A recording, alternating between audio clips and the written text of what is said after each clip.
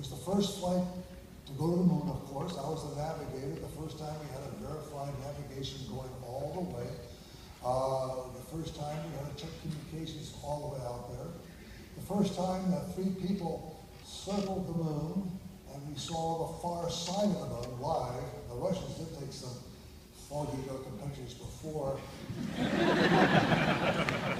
only thing they saw was, the Sea of Moscow, but we saw it very close, up to 60 miles, and we were like 3 school kids looking into a candy store window. We forgot the flight plan. We were just looking as those trainers slowly went by, and we looked at everything, and it was really a magnificent sight. But it wasn't the best sight that we saw. The moon was all shades of gray, regardless of what you see, and even when you saw just recently the reddish moon a couple nights ago. But it's all shades of gray. The biggest sight that we saw, the most impressive thing that we saw, was what you just saw on the screen, Earthwise. It was really something that just suddenly, to look at it, said, that's where we live. And we're only 240,000 miles away. And I can put my thumb up and hide it completely. Everything that I've ever known, all the people I've known, everything that's going on in the world, I can hide behind my thumb. And you get to feel about, how unimportant we all are now. And because the Earth is there, and when you hide behind your thumb, it's gone.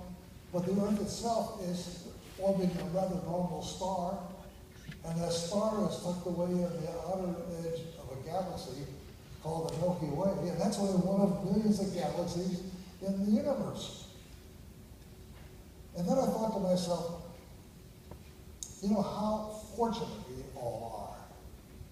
We have a body here of appropriate size with enough gravity to maintain the water and the atmosphere. And yet at the proper distance from the sun, not too close, not too far, that gives us the energy that allows us to evolve life here. We are actually,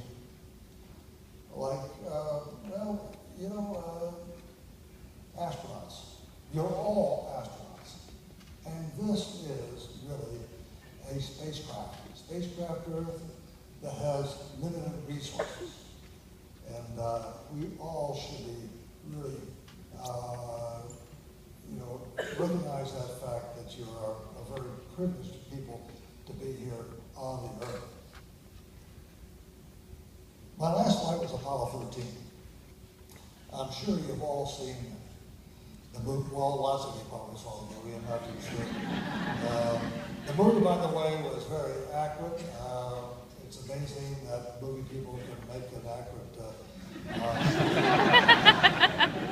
Actually, Ron Howard had to, it wasn't what he had to put in to keep it going, it's what he had to take out, because when he originally did the movie, and the movie was about 3 hours long, and Universal said there's no way we're going to have a movie 3 hours long. The people make their money selling popcorn and Coke, so he had to cut quite a bit down. This was my most challenging flight. It was to be the third. The first 2 missions were actually not scientific missions per se. These were missions that was a challenge to the Soviets at that time in that race, that we had the ability to put someone on the moon and get it back home safely before the end of the decade. As a matter of fact, prior to Apollo 8, we had intelligence information that the Soviets were going to put a man around in the late autumn of 1968 to at least to go around the moon, not the orbit, just to go around and come back again. And so that's why we made a bold decision. Apollo 8, by the way, was going to be an Earth orbital flight, but we had that information, and we also had the fact that the lunar module was not going to be ready for that flight. So we changed it, very bold decision. But Apollo 13 was of a different nature. This is where it was really a classic case of crisis management. A case of those attributes that are so necessary for any business to succeed. Good leadership, not just at the top of the organization, but good leadership throughout the organization. Because leadership develops teamwork. And teamwork is really the glue that keeps any company going. And then there was initiative, imagination, because the best laid plans are sometimes, filled with different problems. A crisis arises. And we had several crises, of course, on Apollo 13. But we had people back at Mission Control that could think through and find solutions to crises. I'll give you one example of this particular flight. We had in the lunar module, which was designed for only 2 people for 2 days, and we were by this time, after the explosion, in the lunar module, using it as a lifeboat somehow to get home. But there were 3 people. The lunar module was designed for 2 people for 2 days. You really don't power it up until you get into lunar orbit, detach, go down, rendezvous, dock, go back, and then, or go down land and dock and rendezvous, and then refuel the vehicle away. And it was designed to only last 45 hours. But when I looked at the people we had, there was 1, 2, 3, I knew we were in trouble. One of the problems was breathing. When you exhale carbon dioxide. Now, in the lunar module, we had lithium hydroxide canisters merely to absorb the carbon dioxide for 2 people for 2 days.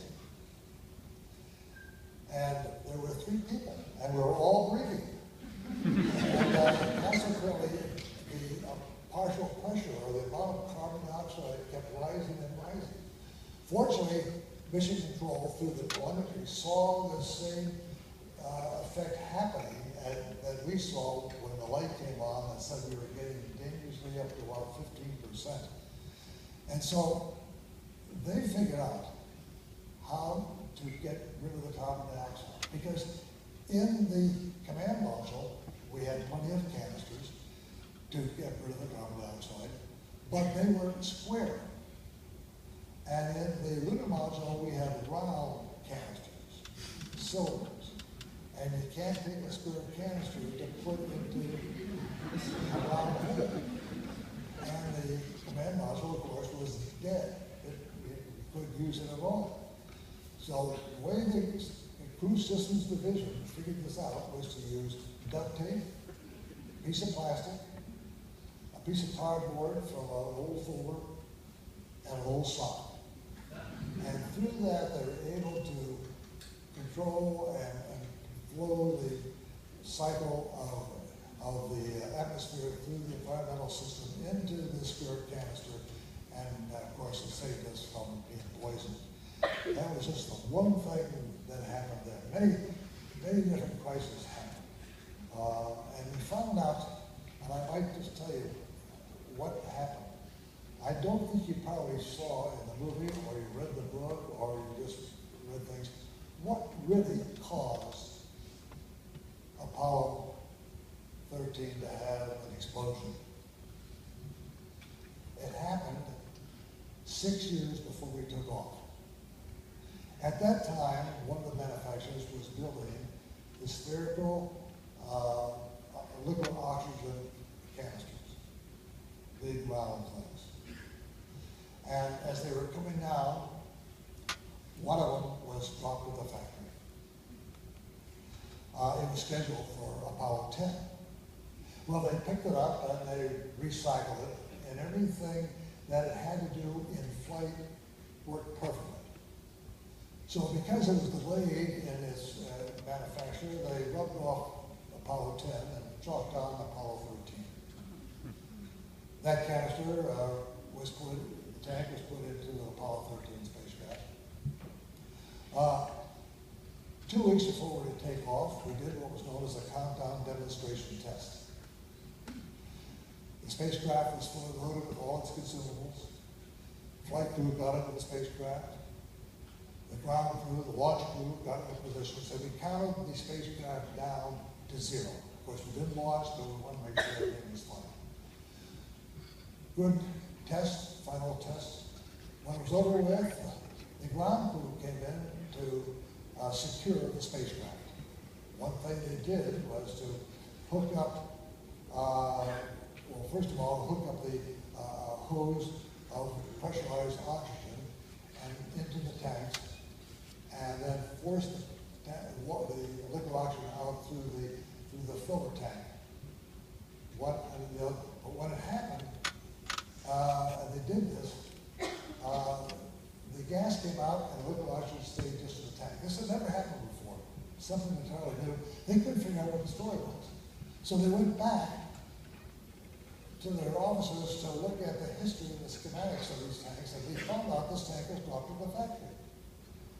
And then they saw that it was dropped in the factory. There was a tube that could have been loosened, whose sole purpose was to remove the oxygen after a test. It had nothing to do with the flight. And so they thought, well, if we remove the tank, it's going to delay the flight a whole month. Have to do all these tests all over again. But they said there's a heater system in that tank. Why don't we turn on the heater and boil the oxygen out? And they said, that's fine, let's try that. So they hooked up ground power, turned it on, and by gosh, they were right. About 6 hours, they had gotten the liquid oxygen all out of the tank. What they didn't know was that the heater system was designed for the electrical power in the spacecraft, which was secure. That was 28-volt DC power. What they hooked up from ground power down at the Cape was 65-volt DC power. As the temperature went up inside the tank to remove the liquid oxygen, and it got up to the top of the, about 80 degrees up here as the liquid oxygen slowly almost went out. A little thermostat was there to protect the tank from overheating. But when its contacts started to open up to shut off the power, the 65 volts welded them shut. We know now that the temperature inside that tank got up to be about 900 degrees Fahrenheit. No one caught it, looked perfect.